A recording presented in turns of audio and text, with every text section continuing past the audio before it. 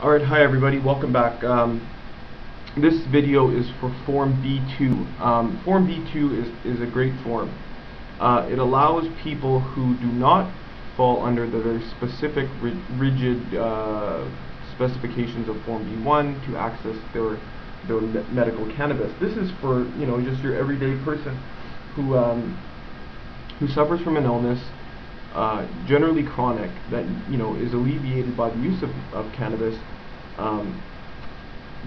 and you have consulted a specialist about your condition and your use of cannabis with your specialist. So, for example, if you just if you have a headache, or you have chronic headaches, and you use cannabis once in a while to alleviate your symptoms, that may be prudent. However, it's not necessarily going to fly with Health Canada. They need something that's very concrete, something very specific that they can see and touch and write about, and also has been consulted with your specialist. So, for example, this could be something like bipolar disorder, something that I suffer from, where cannabis not necessarily alleviates the mania or any sort of those kind of things, but I'm on medication that severely curbs my appetite, and I do need to use cannabis to increase my appetite, and I can survive. I'm like a fully functioning human being, and it's not this couch potato who sits around smoking pot all day. That's what Health Canada, sort of wants to paint that picture as, and sort of the goal of my organization is sort of let's repaint that picture and show what Canadian medical users actually look like. People with real jobs, people that attend universities, professors, doctors, lawyers, judges, all these type of people, they use cannabis as well. So Form B2 really allows for just your everyday use of cannabis, but has also you've consulted your specialist about this. So without further ado, let's get going.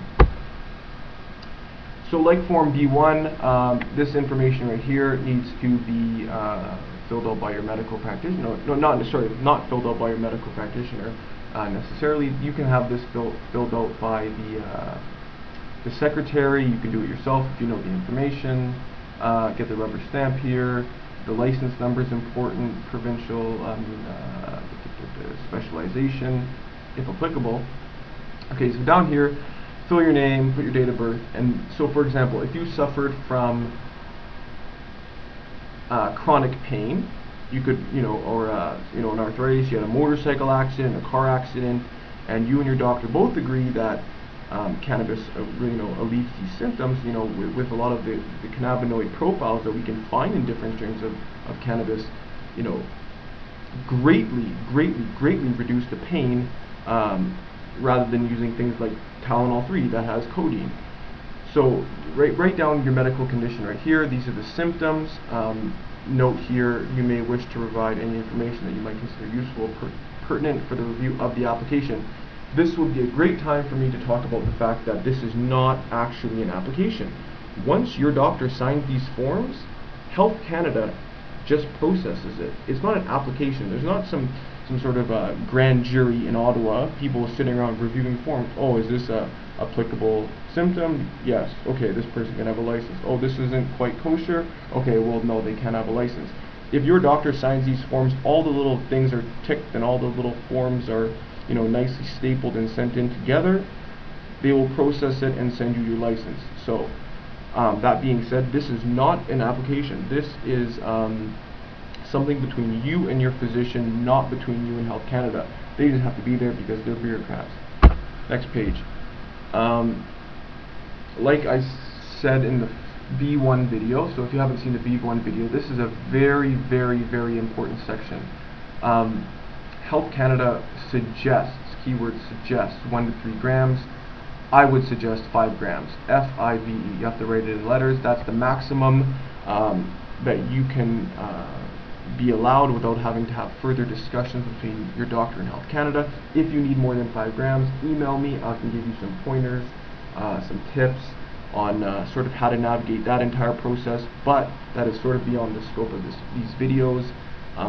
That's sort of for more of your patient that has been in the program for a couple of years, it's not necessarily a good thing to to be asking for a 20 gram per day prescription on your first try. It's just not really a good idea.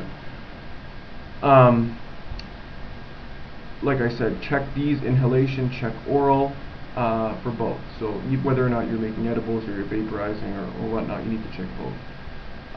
Duration, this is probably inapplicable to most people, non-applicable, sorry. Okay, and this here is the medical declaration. So if, this is important to know, if the person signing your form is your GP,